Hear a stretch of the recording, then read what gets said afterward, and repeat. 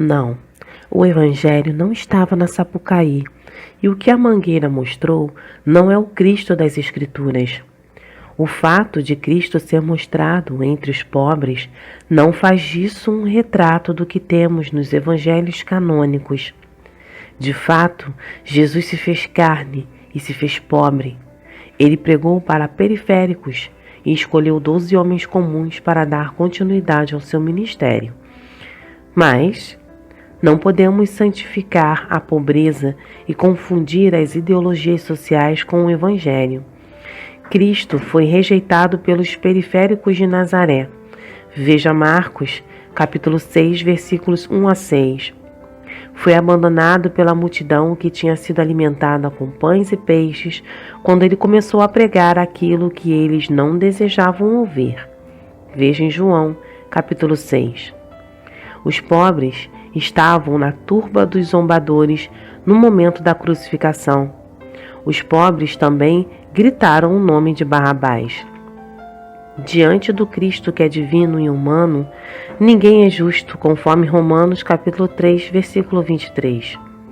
Pobres e ricos serão condenados caso não se convertam ao Jesus crucificado e ressurreto para perdoar pecados. Agora, não é conversão o discurso ideológico que usa Jesus como um verniz para mascarar a idolatria que salvará. Isso é auto-engano e só piora a condição de cegueira espiritual do pecador. Não houve evangelho na Sapucaí. Houve sincretismo, houve sensualidade, houve blasfêmia e caricatura do Messias. Quem acha que Jesus estava no desfile da Mangueira e se diz cristão, está precisando rever se está vivenciando seu cristianismo com as lentes da canonicidade ou das ideologias desse século. Jesus não pertence a nenhuma ideologia. Ele não está em sambódromos, assim como não está em slogans de governo. Os cristãos no Brasil precisam dar um basta na ideologização da fé. As ideologias passarão, o Senhor e sua palavra jamais passarão. Ao cristão não compete adotar nenhuma visão ideológica. Ao invés disso, ele deve se portar como um peregrino neste mundo, envolvendo-se naquilo que é convergente à ética cristã e desprezando o que fere os princípios bíblicos. A tal denúncia feita ao sistema capitalista pela Mangueira pode ter seus pontos legítimos. O problema é a forma como tenta dar as respostas ao sistema econômico vigente. É importante endossar que as mazelas do capitalismo são oriundas da natureza adâmica e que a alternativa não seria a troca de regime, ou, como dizem os socialistas, a revolução. Mudar as estruturas de poder não resultará numa sociedade perfeita, pois o pecado ainda residirá nos corações humanos. Além do mais, a solução sugerida pelo marxismo, quando posta em prática, gerou muito mais injustiças e opressão. Governos tirânicos assassinaram milhões de pessoas e cercearam a liberdade de seus cidadãos. Não há um registro positivo na história onde quer que o socialismo tenha sido implantado. A revolução não é o caminho.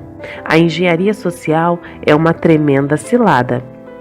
Biblicamente falando, é possível ter posses, até mesmo enriquecer, e mesmo assim ser alguém justo e que promove o bem para o próximo. Não devemos esquecer o princípio de mordomia cristã, que, grosso modo, afirma que o que temos não pertence a nós mesmos. Com esse tipo de mentalidade, podemos viver o desapego material, procurar uma vida modesta, sem esbanjar futilidades e fugir do consumismo desenfreado. É possível que o empresário bem-sucedido seja ético e, com seu empreendimento, promova os valores cristãos, pagando dignamente os seus funcionários, honrando com seus compromissos fiscais, gerando mais empregos e doando parte dos lucros da empresa para incentivar pesquisas científicas que serão socialmente benéficas, organizações beneficentes e até agências missionárias. Mas isso é assunto para outra hora. Só seremos sal e luz se vivenciarmos as Escrituras. Misturar Jesus com elementos de esquerda ou da direita só vai custar caro para a igreja no futuro. Isso não é salgar, é deixar insosso, achando que salgou.